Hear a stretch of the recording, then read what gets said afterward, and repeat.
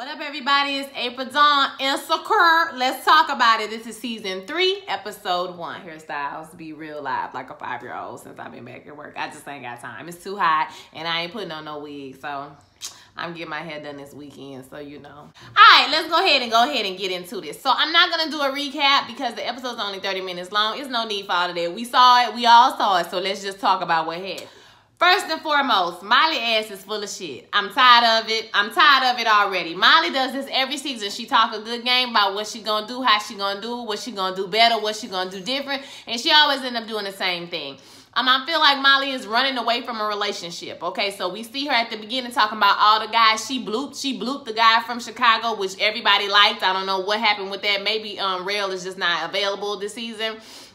But she blooped him. She blooped Dro, you know, she blooped him down to just friends with benefits. And she blooped this one and she blooped that one. And, you know, we see her on the beach at the beginning. The dude is trying to hook up with her when they get back to America. And she like, nah, you just beach dick. Like, I don't want you to be my man. So I feel like for the person who wants to be in a relationship so bad, every time she gets close to one, she runs away from a relationship. And that's her issue. Something is wrong with Molly, y'all. And I really think until she really sits down to think about the things that's going on in her life and why she act the way she act, then she gonna have a hard time, okay? She gonna continue to make the same stupid ass mistakes again, okay? So I'm kind of over Molly at this point. And number 2, her and Dro. Now, I feel like her and Dro have an emotional connection to each other. They've been friends for a very long time. I understand that I feel like Molly wants to have him for herself, but she knows that she can't, so she wants to set boundaries, which I think is a good thing. I don't think she should have got involved with him at all because we've never really seen how Candace feels about this. Now, we all know Candace knows, and it's been confirmed by the showrunner that Candace knows about what's going on between them two, but they've never been in the same room, all 3 people, and talked about what is happening between all of them, okay? I feel like Dro is used to getting one thing, and when he threw in her face at the end, don't worry about what me and my wife do, I think that was a little temper tantrum because he used to getting what he wanted. He used to having a key. He used to doing this, so he don't want to set no boundaries. That's why when she said, well, are we friends with benefits, or, you know, what's the tea? Like, are we just friends who don't have sex? I need to set boundaries. I was glad that she was mature enough to say that, but you can see that it was immediate pushback when he called her, invited her out to dinner. She immediately, well, it took her a second, but she agreed to it. It's like, okay, if you're going to set boundaries, bitch, follow the boundaries. That's all I'm trying to say. Molly is getting on my nerves with that. I feel like I said, she do this push and pull with Joe because she really wants more from Joe than he will ever be able to give her. And as soon as she realizes that, I think that she will move on to the next one. But I don't know because Molly has such a hard time getting into relationships. So let me know what y'all think about Molly and that whole situation. Now, my third issue with Molly and Issa is that I feel like Issa should have been able to stay with Molly. I know she broke her vase or whatever, and I understand that sometimes you can't move in with your best friend. But if it's just for a couple weeks, 2-3 weeks, I don't see what the big deal is. At the very least, I do feel like Molly being a lawyer could help Issa get a better job, could help her, you know, with her job opportunities, at least pass the whole resume around because we know Issa went to college. It's not like she a dummy. Why is she working in the same place she working? But I'm going to get into that in a minute. So I kind of feel like Molly is not always the best friend to her. She's not as good a friend as she probably could be. You know what I mean? Or maybe Issa don't want to come to her, but as a friend, I would extend myself to a friend that was going through a rough situation. I would say, girl, give me your resume. Let me see, you know, if it's something in the school system I can get for you. Okay? That's better than your situation where you at. And so I feel like even if Issa don't ask for help, me personally as a friend, I would extend myself for help. And Molly she just don't strike me as that type of person. She seems sort of selfish. Other than asking her, you know, did she want to move in with her for a few weeks or whatever, and Issa declining. Other than that, she hasn't really offered her any help. So I kind of feel like Molly not being the best friend that she can be. Y'all let me know what y'all think about that. Now, as for Issa ass, listen. The whole episode, I just want to shake her ass and be like, girl, say what you need to say. So in one respect, as far as her job goes, I feel sorry for her. I'm not going to lie. I feel sorry for her in the job because she did wrong last season, but she took responsibility for what she did. And, you know, she seems to have learned from her lesson. And now the white friend, just how they do you, honey, they be all up in your face. Okay, it's, hey, girl, slapping thighs and all of that shit. But now that your position is higher than hers and she needs some help, it's like, oh, well, I can't help you. I don't want to rock the boat. I don't want to do this. Even though when Issa came to them with the information, it seemed like her white friend was like, that's probably why, bitch. You know what I'm saying? So when Issa came to her boss with the information, I felt really bad for her when her boss chopped her up, because you can tell that white lady is under a lot of pressure because all the programs, you know, are getting canceled at all these schools. So that's, you know, that was part of it. And then the other part of it is probably all the trouble Issa caused last season, and she probably just don't like her, okay, and don't see it for her. But what I don't understand about Issa is, why would you continue to work somewhere where you have no voice, as if you have no options? Like, they're in LA, bitch. I know they have jobs for you to get. Like, didn't you go to college? Like, I'm confused. Like, you could be a legal secretary. You could be a regular fucking secretary, girl, and make more money, okay?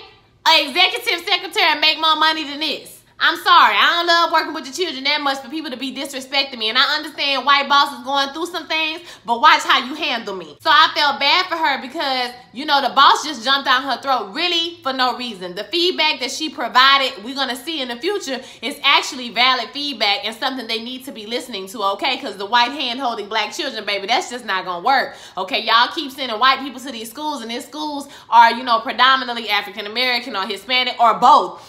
People of color. Okay, y'all got to do better. And Whitefish was not trying to hear that. So, you know, I don't know. I feel bad for her in that respect. But I also feel like Issa doesn't ever take agency over her life. Okay, she talk that shit just like Molly. What she gonna do, what she gonna do, what she gonna do. But she always end up in the same situation, and she let other people rule her emotions, or other people be in charge of, you know, how she's supposed to feel. And I feel like as a woman, okay, about to be 30-year-old woman, you can't continue to do that. You have to take agency over your life and, you know, do something with yourself, okay? And speak up, even though the reception might not be what you wanted to hear. Because that lady had a right to say what she had to say. Nobody told Issa to go represent the company, but the feedback that she was providing them was valid, and I felt like she wasn't overstepping her bounds if she would have said that. Now, on the other hand, with Daniel, I don't feel bad for her. You walked into the situation, girl, with your ex, whatever, side nigga, whatever he was to you, side piece, high school sweetheart, whatever you want to call it. The boy extended himself to you last season, and you straight him, okay? You did this to him. And so now he's moved on. Now you chose to move into his house instead of your brother's house, instead of Molly's house. You chose to move into his house. So now you in his house. Now, do I think Daniel is having sex with these girls in the room just to mess with Issa? Kinda, yeah. Do I think he know what he doing? Yes. But once again, you are in his house. LA is very expensive. She ain't paying no money. So if anybody is giving you the grace that needs to be had for you to stay in their house, then, you know, you just need to be your ass quiet. My thing is, you riding out talking about he needs to let you know when he, you know, doing his thing, and now you mad because he ain't text you back. Girl, ain't nobody got time for it. Leave, girl. Or if you like him, say that then. I'm from the land of say that then, baby. If you like him, say something. When he try to hit on you, I can understand her backing up because you don't want to get into a shacking up situation where now shit is all confused. Like, we need to have a talk and see if we're going to date, not just fall in the bed together. So I got her on that part. But at the same time, don't say you don't care when you care, bitch. And why do we have to go through so much drama to pull this shit out of you, girl? Whoa, Jesus.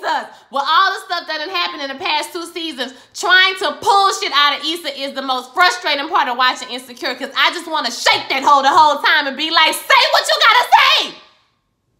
Say it. We tired, okay? I'm tired of her going through all of this. Like I said before, I think that she needs to take some agency over her life in all aspects, including Daniel, including being with him, including sleeping with him, being with him, whatever you're gonna be or not be. I think you just need to make it clear, because you be all around the world and you are giving Daniel the power over your emotions. You giving him the chance to say, oh, okay, like he said, okay, and he walked out the room.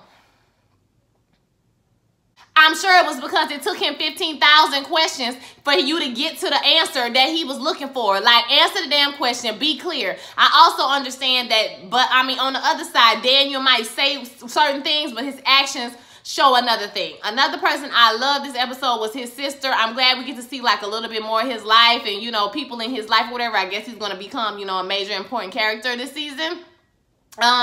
But his sister was hilarious. Like, you can see she low-key rooting for Issa, okay? Like, you know, she could have stayed anywhere, but she stayed at your house. Like, I was here for the shit and the hair braiding. I was here for the 100%. Like, I love his sister, and I can't wait to see more of her this season. So, overall, I thought it was a good first episode. I didn't think it was the best first episode ever because they kind of still stuck in the muck. It's kind of like the same thing, you know, happening again. But like I said, I don't want to see a whole season of Issa floundering like she does every damn season. I want to see her actually take some agency over her life, like they said, knowing better and doing better. I want Molly to get out of this relationship with Joe, because at the end of the day, it's not what she wants, and it ain't gonna work out. It's never gonna work out the way she wanted to work out before she end up pregnant or some other shit, okay? Because I feel like Joe gonna start tripping when she really start to enforce those boundaries that she wants to put on a relationship. So we'll see how that all turned out. So I want to hear your thoughts about this episode. I know this one was kind of short, but like I said, I'm gonna try to make the video shorter so they will upload faster. Y'all let me know if y'all like this shortened version of the videos. Let me know your thoughts, comments. Don't forget to like, comment, subscribe. If you want to follow me on social media, you very well can. You can follow me at whoisaprildawn. You can find me the most on Instagram. But I do have a Facebook page, April Dawn TV plug. If you want to go, you know, like that page, go for it. I update it sometimes. I ain't going to tell y'all I don't think sometimes, okay? And Twitter, I don't tweet that much, but it's also whoisaprildawn. So follow me, follow me, follow me. Share this video with all your friends, and I will holler at y'all next week.